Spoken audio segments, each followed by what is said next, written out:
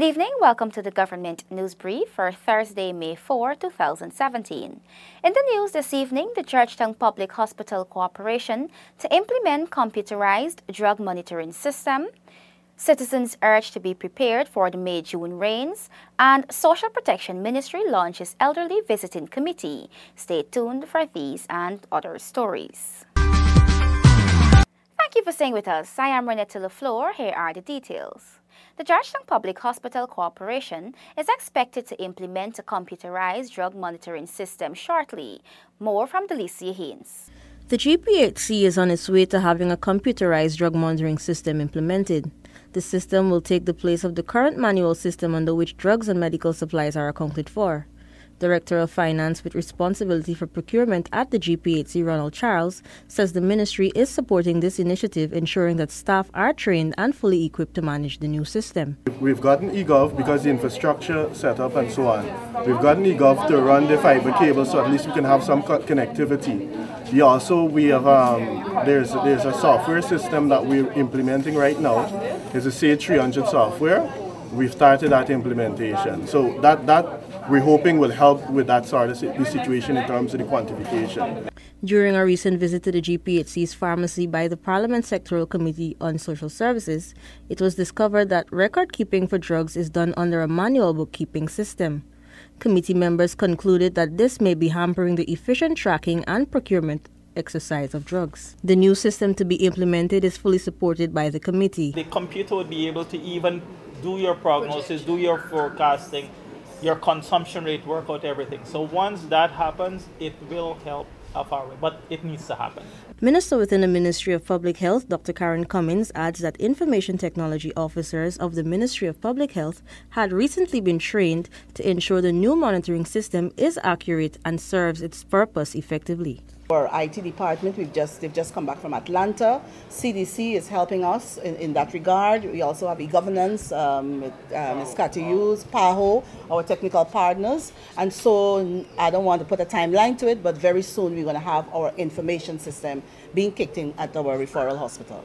So that's the good news. The GPHC procures drugs independently. The manual system, which may be considered to be outdated, will not provide accurate data feeding into the procurement process. The management system which will be put in place will provide detailed data and guidance on drugs and medical supplies from the stage of tendering to the final stages of distribution and consumption.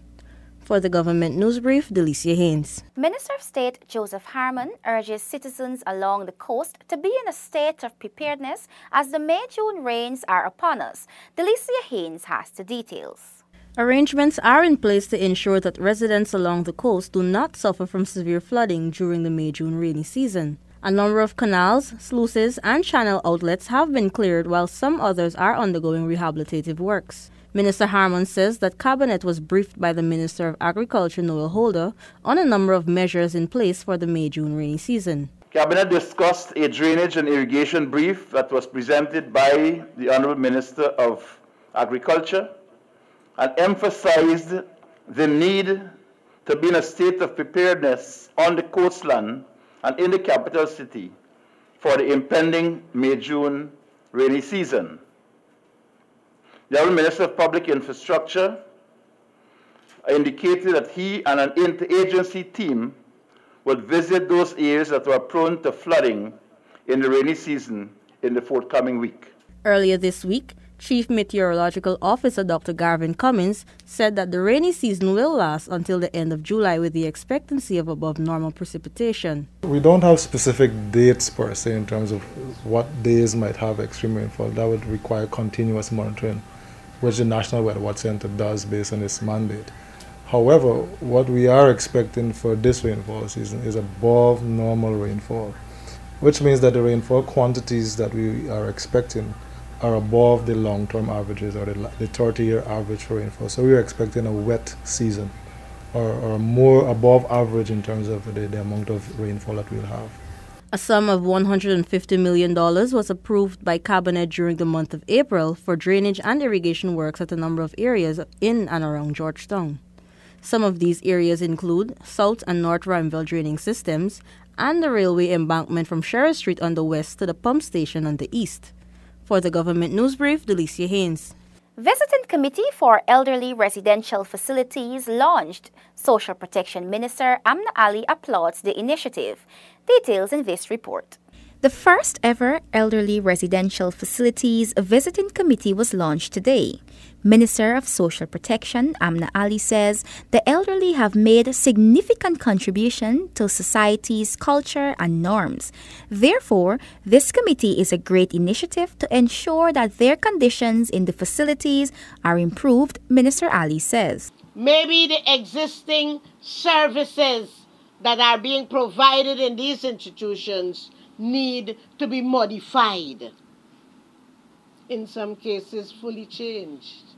But whatever it is, I would like our committee to work closely with the administrator, with the administration, to ensure that we have good facilities, improved conditions for our elderly. Minister Ali explains that the aim is not to only launch these committees, but to also act on them and ensure that work is being done. Member of the Visiting Committee, Stanley Edgerton Cook, says the committee has already started visiting homes and will continue to work with the facilities to ensure that the elderly are treated properly. Auditing all of the governmental and other homes and finding out what are their needs through feedbacks as well as observation. We are going to be able to pass on our opinions to the Ministry of Social Protection. And as we do that, those opinions will be inserted in the decision making of the ministry and seep into the formulation of national policies. Director of Social Services at the Ministry, Wentworth Tanner, highlights that many of the existing facilities do not have the financial or technical resources required to effect the changes necessary to meet the minimum standards for the elderly care. However, the Ministry will continue to work with those facilities to ensure that they will up their game before 2018. The Ministry hopes to identify innovative mechanisms to help existing charitable and non-profit facilities better serve the elderly in their care. This is to be done through the introduction of platforms for the sharing of experiences and maximization of resources, and developing objective criteria for the future allocation of resources to elderly residential facilities. The committee is made up of Abiki Benjamin Samuels as the coordinator and members including Ricardo Banwari, Kester Garnett, Una Wendell Roberts, Dr. Laura Pereira Amores, and Jamil Lambert. Renetta LaFleur for the Government News Brief. Minister of Foreign Affairs Carl Greenidge says that the government is hopeful for a resolution on the ban on green heart into the United Kingdom. Details from Tiffany Rodius. Minister Greenidge, who accompanied President David Granger on a recent state visit to the United Kingdom, met with several stakeholders. Minister Greenidge says that the ban on Guyana's green heart did not specifically come up, but the president did raise the importance of timber during his meeting with the Queen. The importance of timber to us and the properties of the various timber, the importance of the UK market to us, was raised in the president's own presentation and in mine. The ban on green heart lumber came under the previous administration. At that time, relations between Guyana and the UK were at an all-time low. Minister Greenidge says that the High Commissioner of the UK has been meeting British authorities on Guyana's behalf. It is an ongoing exercise between the High Commission, which liaises with the timber exporters of Guyana, and the UK, but they're aware of it. Minister Greenidge adds that Guyana is hopeful for an eventful resolution on the issue. For the Government News Brief, Tiffany Rogers. 8 police stations are to be modernized for 2017. Delon Sanko tells us more. Minister of Public Security Cameron Ramjatan told media operatives on Wednesday that the government is working with the Guyana Police Force to rehabilitate police stations so as to allow rape victims and domestic violence complaints to be treated with in privacy. Well, we are trying as our best right now to rehabilitate about 8 of them this year. And they will have a room for that kind of service provided for our victims of rapes and domestic violence. Minister Ramjatan notes that the services requires good social workers or police officers trained in the area. He also added that the rehabilitation work has started. The rehabilitation work has been already contracted out for a number of police stations.